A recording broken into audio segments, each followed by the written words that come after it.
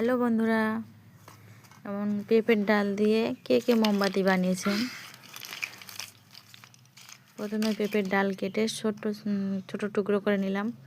তারপরে মোমবাতিগুলো ভাঙাচোরা যে মোমবাতিগুলো ছিল সেগুলো আগুনে গলিয়ে একটা বাটিতে করে গলিয়ে এর মধ্যে একটা সুতো দিয়ে ঢেলে দিয়েছিলাম।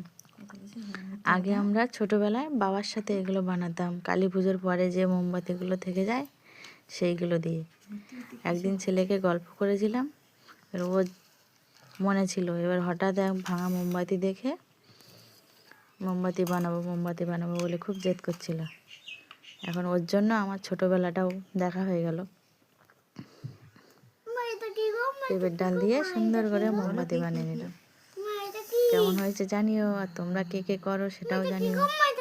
কি ওটা? জল ট্যাঙ্কি? হ্যাঁ তো।